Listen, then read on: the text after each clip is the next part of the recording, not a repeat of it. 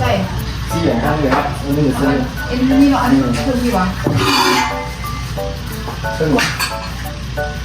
ตัวนี้ใส่ค่อยยัง ก็นับปูไว้ขึ้นกันเลยตัวนี้ถูกโต๊ะตรงนี้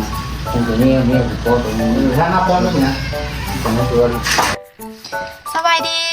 ดีกันตอนเช้าเด้อทุกคน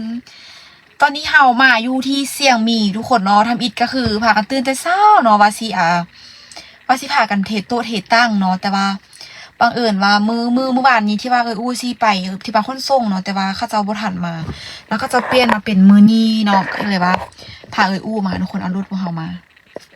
เพราะว่าอยู่หั่นมีแต่รถฮุนไดเนาะมื้อนี้ก็เลยว่าพาอู้มาก่อนเพราะว่ามื้อนี้พวกมันน่ะก็พักหน้ายางแดนะปิดหน้ายางตอนนี้ก็มาฮอดเสียงมีแล้วแต่ว่ากระเจหาไอ้ตัวเอาไปทุกคนเนาะก็เลยว่าต้องได้มาเอากับ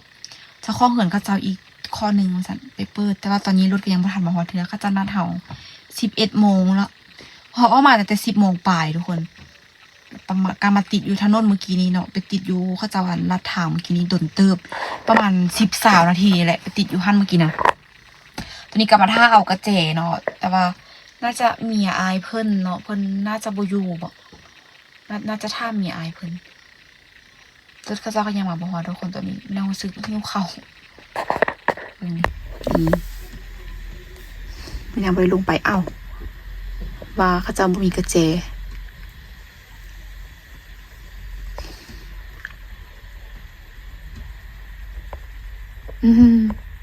ฮันบ่มีกระเจนี้สิหาเลยนะคะทุกคนเบิ่งอันนี้พอสมศักดิ์ว่าอันนำห้อมาซันเด้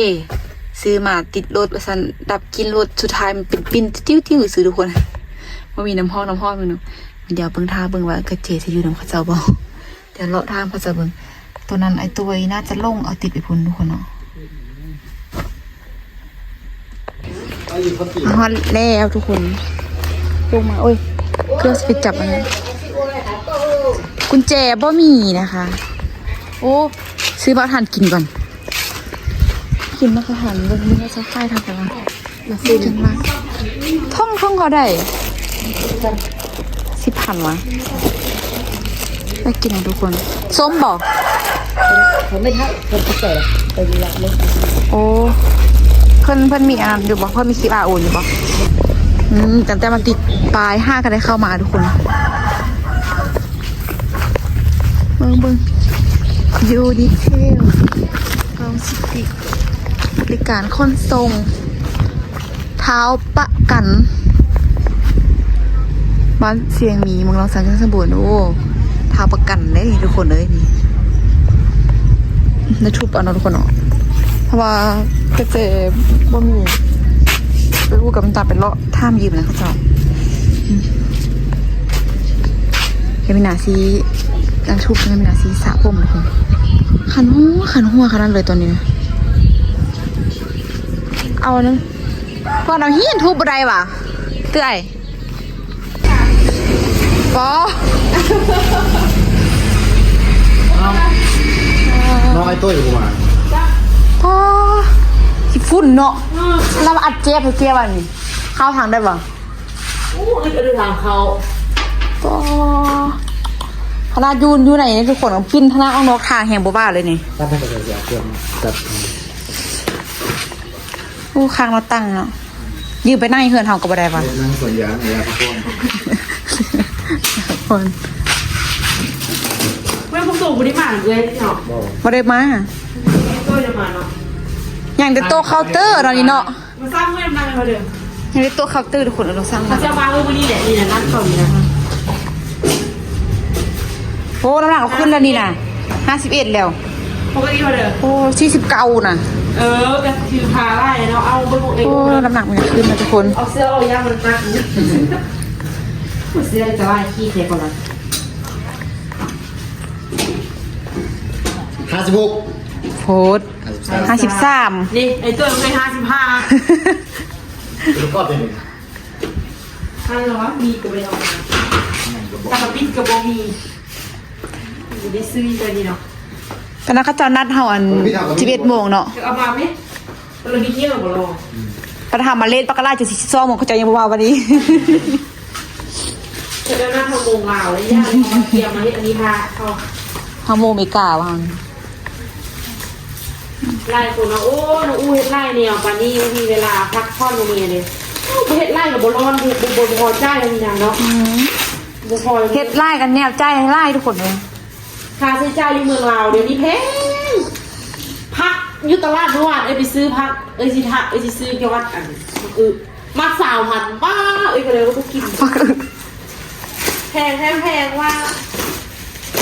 ค่าของซีบะพึงแพง วันเงินนะทุกคนเงินเดือน ก็เราโอ้มีนาเฮ็ดเอียงมากบ่เฮ็ดโอ้คันบ่เฮ็ดโต๊ะหินซะได้ขี้ตะยางก็บ่รอดมีนา วิธีก็ทุกคนบางคนว่าโอ้ยได้เงินเอาเงินไปไว้สิได้รอดว่าซั่นแล้วบ่เบิ่งรายจ่ายเฮาได้บ่นี่นะ หลายใจไล่ รายจ่ายรายจ่ายไล่ก็รายใดรายรับนี่นะ ใช่ไหมคิดต่อ อันนี้คิดตัวฝรั่งเลยเคยกับตุ๊กตาตั้งชื่อตัวคิดตัวฝรั่งนี่เด้อทุกคนเลยตาหัวโอ้อย่างขาดโอ้เขาจะเอาสิ่งอันนี้มาสร้างตัวน้อยมา ไปสร้างผักอยู่เหรอ ไปสร้างพาค่าอยู่เหือนซะชิ้นใหญ่เลยชิ้นตัวนี้เลยตัวนี้เป็นปลายตังหน้าหานทุกคนตัวนี้นะตัวนั้นติดถึง พวกดีๆมีในตัวล่อมีในล่อมีมีดอยู่ล่อ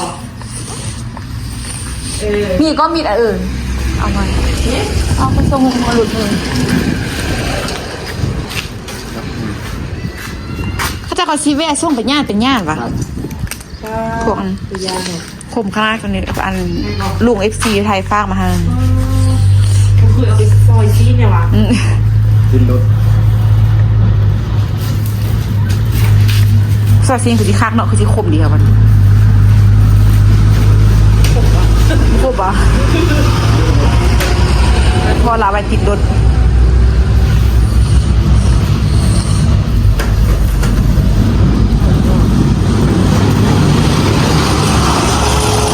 คนเอาไปขี้ฝุ่นนะเนาะดมขี้ฝุ่นนี่ทางหน้าทางมืด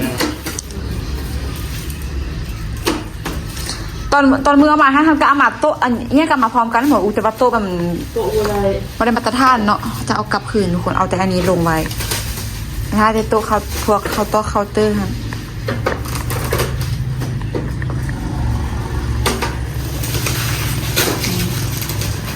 ค่าตังค่าเรีย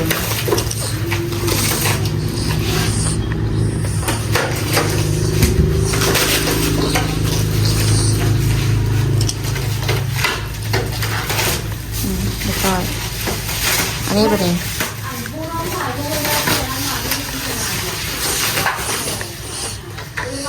คือแขนค่ะ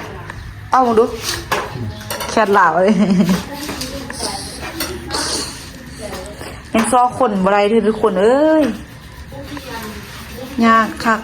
เพราะว่าแบบมันคันห้าว่าไปตางอยู่ผลม่วงคนขนไล่เลยคนมาสมัครไล่แต่ว่านี่แบบมันไก่บานเนาะแล้วคนเฮาฮูกับบ่ค่อยมีได้สินะเพราะจะเป็นบ่เข้าถึงมีเด้อ ลูกแข้ง แค่คือมาคิดตัวฝรั่งวะนี่คิดตัวฝรั่งนะโอ้ย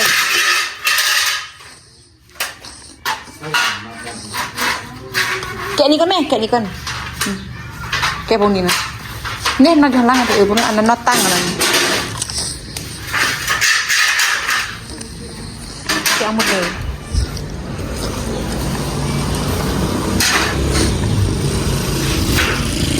ทำไข่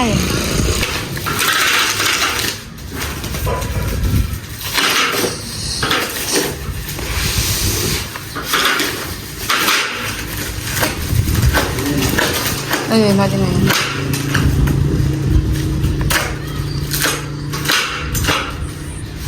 แม่ไม่อยากแบบอ้วนตัวตังโตป่ะอันนี้มัน อันเดียวเป็นสั้นถือเลยวางเครื่อง โอ้สันเอาไว้บางเครื่องเวลาเขาจะมาส่งเครื่องคว้างสิเนาะ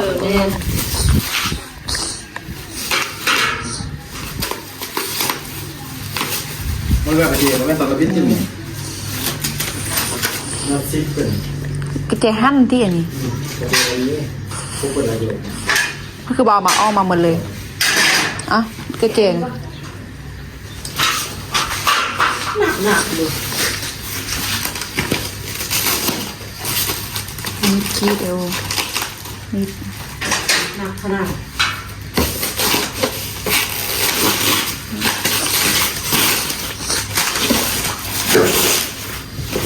โอ้เรียกตัวยอมันเนาะอันนี้เป็นค่าตังค์ นี่น่าจะเป็นแค่น เนาะแผ่นยองอะเนาะ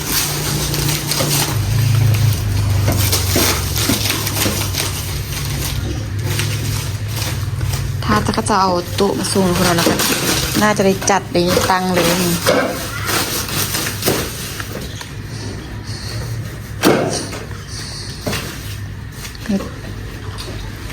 อันนี้เนี่ยดูดู ตีนมันตีนค่าตังค์ เขาจะว่าต้องก็ยิ่งบอกว่ายิ่งเครื่องที่โอเค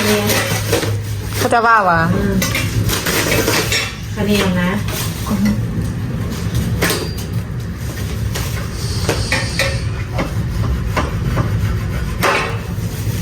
ไม่ได้พูดกินเจียวเลยอ่ะ นี่น่ะ เอาเขาจะเห็นล็อกค่ายเครื่องอยู่ดิ นั่นเหรอ ไม่ได้บอก โอ้สมบอยเห็นไหมไปอยู่เนาะ โอ้อันล็อกตอนนั้นก็แม่นวะข้างล่างกันนะ ข้ามเกินข้ามเขาอยู่เขาขี่ดู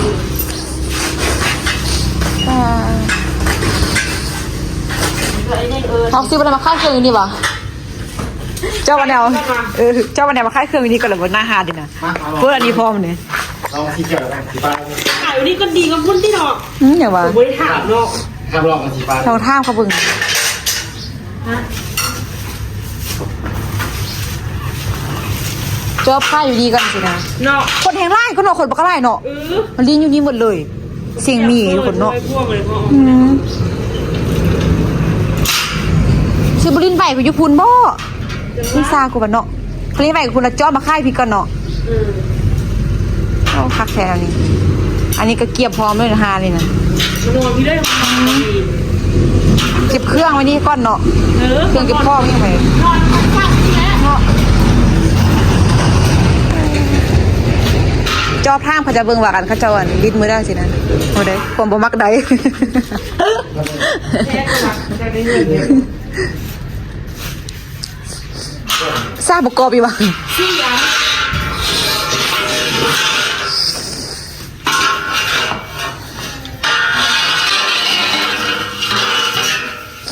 รอจนเล็กจนไม่รอทีนี้เลยว่าน่าจะเป็นนี่ตัวนั้นนั่นตัวยาวเลยเนาะ อันสุบๆเขาอ่ะ เล่นตัวย้อง ตีนตังมันตี้ย่องว่ะ เล่นย้องเลย บอสตัวนี้มีตัวจับพี่นะเขาบอก เล่นประทาดว่างเลย แต่อันนั้นตี้ซันมันนะแม่น เราก็รอตับ ลองเอาว่ามาเบิ่ง แต่ ก่อน ว่าตัวนี้น่าจะเป็นแบบนี้หนักเลย ค่าตังค์บอกเขาว่านะ มีค่าตั้งตัวนี้ อันนี้ดวงปีนอันนี้ ทุกที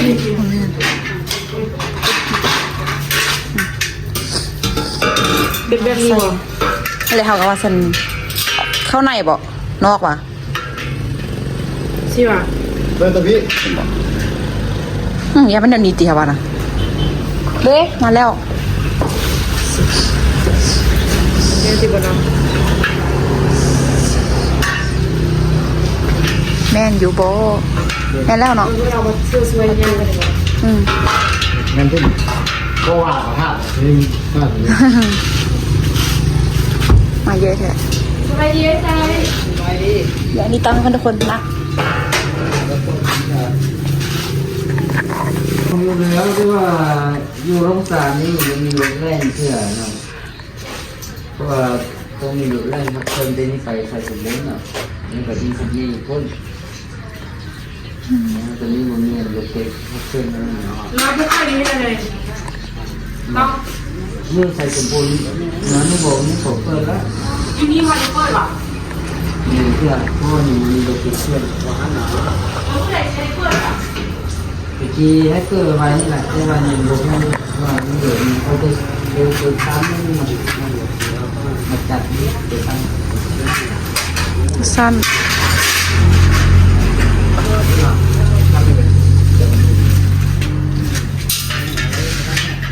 เมนูมา เข้าไหนอยู่เลย ถึกแล้วนี่ แล้วจับลงจับเอาสะซ้ำนี่เหรอ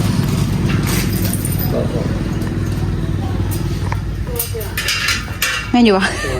เมื่อวานนี้ค่อยเรื่องเขาเจ้าค่อยไปอ่ะนะเขาเจ้าลงระบบให้ ได้เหรอ ได้แล้ว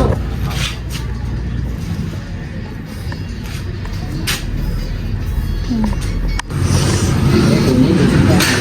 นะบาท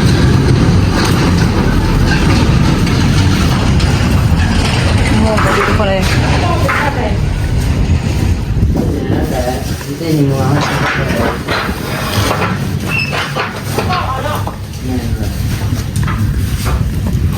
แต่ว่าเอาตัวนี้ออกนี่ก็นี่ออกนอนเลยเราเกี่ยวโต๊ะมาตั้งโต๊ะยาวเลย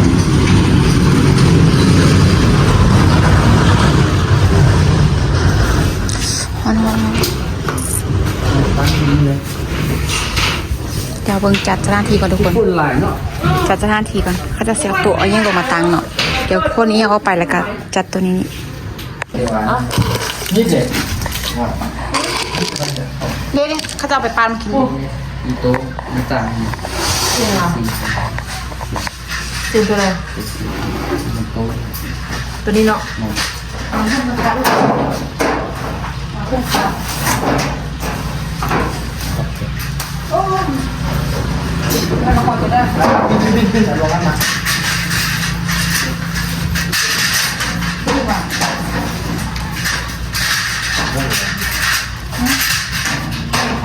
ขาดนี่บนฮึรอ ต้องเอาแดง ตัวนี้เอาตัวส้มเสื้อก้อนเราอันนี้วางเลย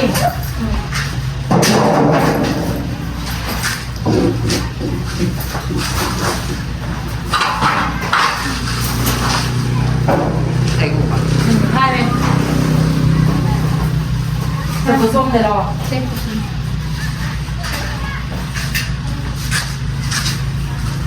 ผู้หมอผู้บุกินเจได้ใช่นะเนาะมอเป็นเนาะ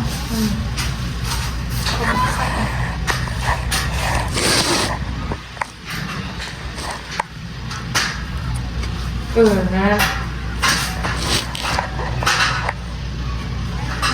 บอลรอลูกฟ้าอันนี้ตัวเนี่ยอะไรอย่างนี่เอาอันนี้ก็ได้ปิ้งนะครับทุกคน ก็ขึ้นไงก็ลงก่อน เกาะลงก็นี่นี่เกาะนี่เลย ก็ลง ห้ามอายเพื่อน โต๊ะนะไม่ใช่กันนะ นี่มันอันนี้ตัวเกาะโอ้นี่เกาะนี่จับนี่มันเกาะโอ้ ครับเดี๋ยวเอาไปครับเอา อาจจะฟ้ามากที่อันนี้เสื้อผ้า เลย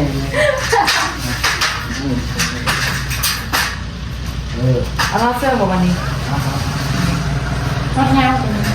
รับล้าเกาะ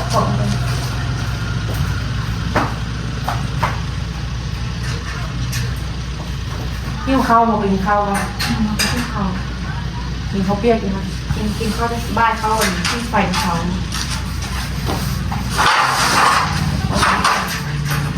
ได้ตั้งเยอะที่รู้ว่าตาตาทำมันใส่ เราเล่นโบโต้แม่ใครได้เลยชิงงไอ้เด็กนี่แกไอ้มือเนี่ยเราเล่นด้วยก่อนนี่แกเอามือเนี่ยชิวหวานเนี่ยเอาซีซ่ามันมาเสิร์ฟป่ะโอ้ยกินมุกกันผ่านกันให้ไอ้พันยังมองไม่ได้กันโอ้เป็นสังเกตมันโอ้รู้เป็นอะไรคิดเอาเลยอ่ะ ตั้งแล้วตั้ง ที่จะอ่านเพื่อกันเดียวรอเป็นคือว่าไล่คอใส่ เสียงทั้งเลยครับนี่คือ เอ็นนี่เหรออันนี้คือที่วะ เส้นหมด ตัวนี้ใส่คุยยัง คนหน้าปูไว้ขึ้นกันเลยตัวนี้ตัวโต๊ะนี่นะตัวนี้นี่ตัวโต๊ะตรงนี้ ถ้านับต้นแล้วเนี่ย ตรงนั้นตัวด้านนั้นตัวลงตามนี่นะ ไม่ตัวนี้ลงตั้มตัวเขาหนึ่ง ครับนับอยู่เข้ามา บอกก็ใส่เลยไม่เกิดทิ้งหน้าปูเอาได้ 1 2 3 4 5 6 7 นักตัวนั้น เกาะหูแปดไป 4 5 6 7 8 เก กองโมพี่เป้เลยก็นี่อันนี้จะเข้าก่อนนี่นะ หวานแต่จะก้อนนั้นแล้วไม่ได้เอา เอานี่หยอดเลย ไม่ ก่อน หวานไป เอาน็อตจับเนาะเอาน็อตจับอีกเท่านี้เนาะ โอ้โหจังเลย มันมีน็อตเหลืออะไร เดี๋ยวจะได้แค่จะได้ทานได้ใช่ไหม บอสน็อตจับตัวนี้นะ โอ้โหจังเลย วางจับอ่ะ เกาะชื่อเหรอ ก็ที่ โอ้จะลองกันนะ ทำไมเป็นรอบเป็นเกาะเอง อ้าวก็ไม่เงินงอกอยู่บอกว่ามีหัวเขาเนี่ยนั่นแหละ ก็ โดย โดยเข้าใจเด้อแค่เพิ่มเลยแล้วบอกเด้อ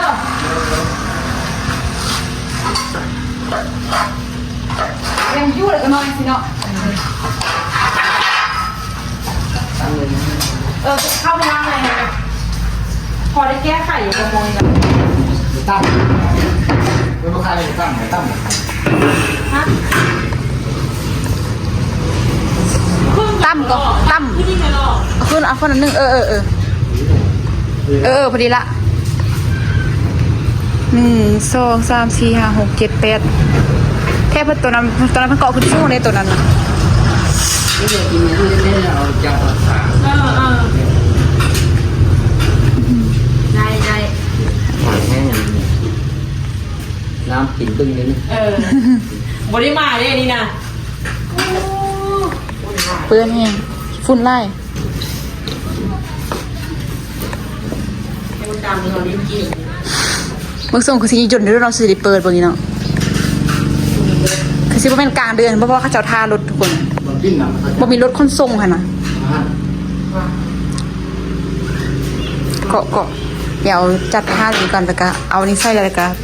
หั่นน็อตตัวนี้เขาหั่นแล้วก็ตัวนั้นวางเรียบร้อย ยังระบบมา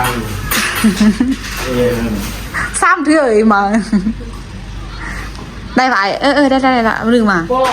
ก็เล่นของเราใช่ค่ะถ้ามันยิ้มมันเจอเล่นสถาบันกุศลตัวนี้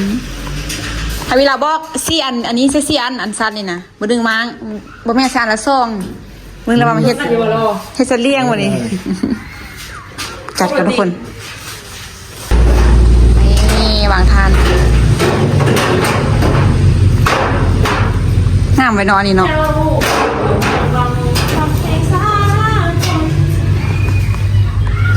เกินสบายเนาะ นี่ค่ะ คุยแหละ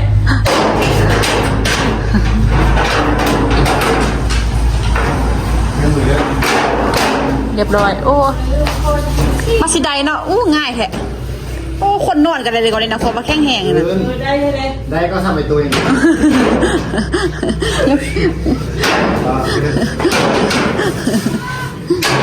ตัวกูยู่พี่กับวาวค่อนกับฮอนฮู้บูใช่ป่ะเลย ว้า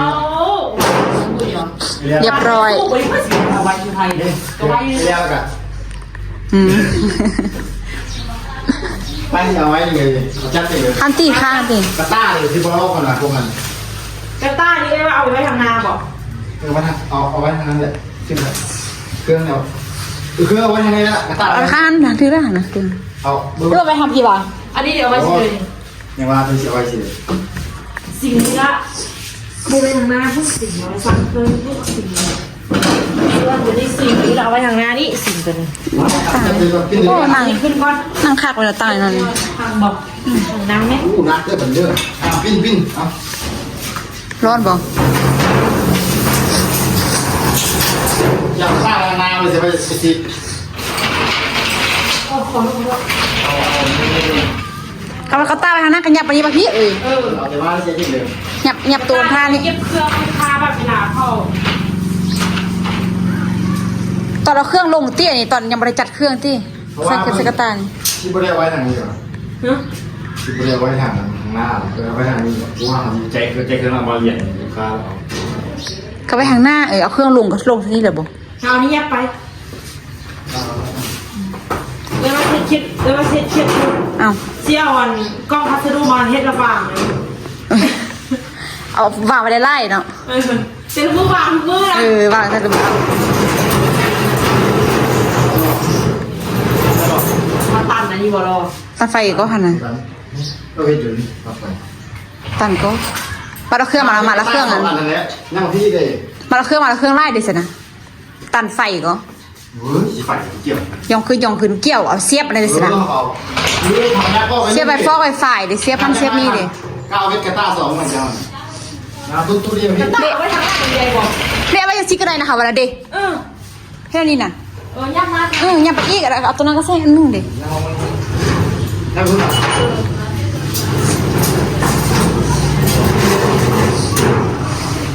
ที่คุ้งกับเสียงไม่ฟัง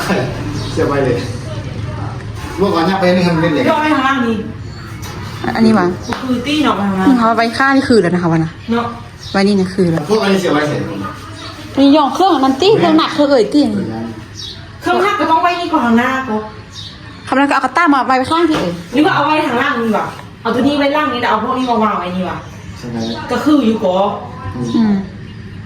อ่ะ ผัดกันทุกคนแล้วเราหมดแล้วทุกคนพากันกินข้าวเปียกมาเนาะเบิ่งปรุงได้ปรุงดีขนาดกินอิ่มแห้งแล้วทุกคนเลยนี่วันนี้อู้กับตาลอ้อไปซื้อนะทุกคนเนาะ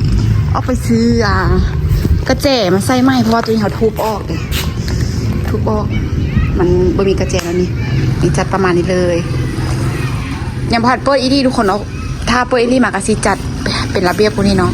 เปิดวางเครื่องวางข้องนี่ยังสินะอันนี้เขาวางไปก่อนเพราะว่าโอ้โหอีกมือได้ทุกคนเนาะเขาจะว่ากันน่าจะเปิดได้ไหวนี่แหละว่าซั่นอันนี้มายอมายังไว้นี่ปะนะ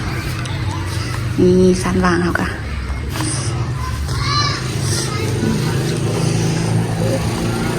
เคาน์เตอร์เดี๋ยวถ้าอ้วกต้นตาลมาทุกคนเอาละกาสีพากันออกมาแล้วตอนนี้2 โมงยังผมคิดว่าช่วงเขาออกมากับ10 โมงปลายคนฮอตพีกับ12 โมงแล้วสินะส่วนสิเฮ็ดเฮ็ดนี่แล้วก็โดนเติบจัดคันวางเครื่องวางข้อนั่นนี่บัดแลมาละง่ายแล้วต้นตาลกับบูมาทุกคนแล้วกันเดี๋ยวออกไปกันกำลังขี่รถกลับบ้านทุกคนนำกลรถลากตุ๊ดๆ หายาก ทางงานเพราะว่าเราบุกฝุ่นนี่เนาะฟรีนี่เนาะ นี่ขึ้นเลยรถ ฝุ่นไล่ทุกคนนะป้า พี่เลยรถ จะได้ไซโฟเลยนะ ปู008ในคีคิวกับเลยกันเลยดิยาบาล แนวป้าหาเป็ด ขึ้นเยอะแล้ว ออกเมื่อคืนนี้เดือดมาก เทเข้ามาถึงจั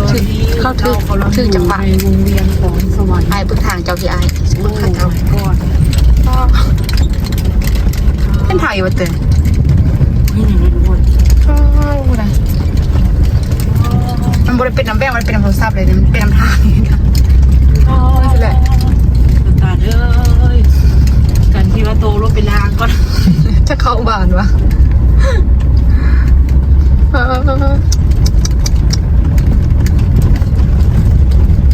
คอยได้ลงคอยได้สั่นค่ะทุกคนเอือนฟูนค่ะทุกคน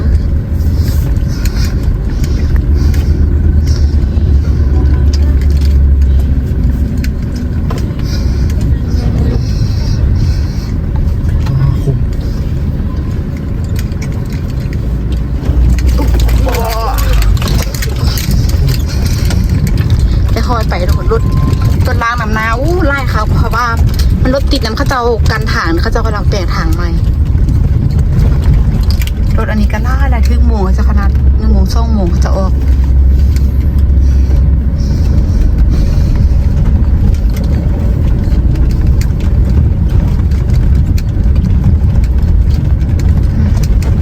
มันขับฮอนแทบเลยเนี่ยขึ้นเรื่อยๆฮอนปะ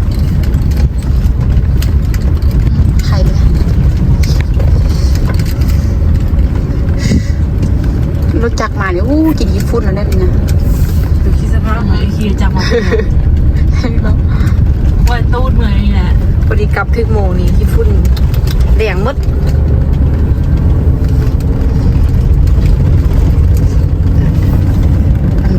รถไล่รถลากเที่ยวทุกคนที่ฝุ่นที่อื่น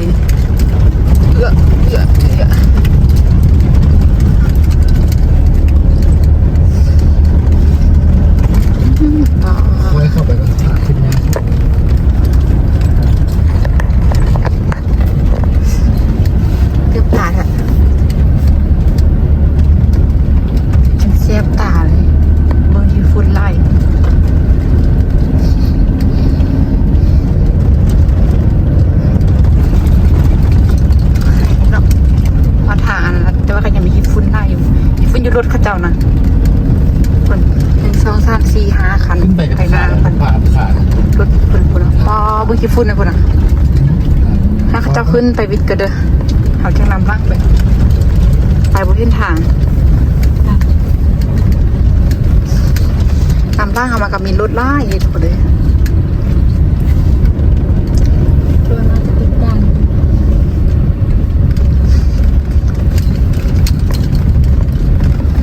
ขอดออกง่อยๆนะ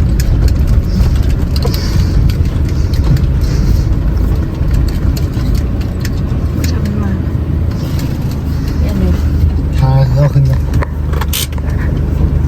ตอนนี้ซ่อมโมงไป19กับนั่นก็ทุกคนเลยอาทานในทิปตัวยี่บ้องวันนี้เนาะจิบทัดเนาะซ่อมโมงไป ไปแห้งใช่ไหม3 โมงเขาไปห้องพุ่ง3 โมงเอาจะเสีย4 โมง คุณก็3 โมง เดี๋ยวมึง เดี๋ยวคลิปนี้ขอตัวลาไปก่อนทุกคนเอ้ยพาทุกคนพาเบิ่งมือเลยเปิดเขาส่งก่อนเนาะจะมากดซอบอีกจะมันคงเป็นมือได้ก็จะบ่แน่ใจเนาะเดี๋ยวสำหรับคลิปนี้ขอตัวลาไปก่อนเด้อถ้าทุกคนกดไลค์กดแชร์กดติดตามเพื่อเป็นกำลังใจในการในคลิปต่อไปสำหรับคลิปนี้ขอตัวลาไปก่อนไว้เจอกันคลิปหน้าสวัสดีบ๊ายบาย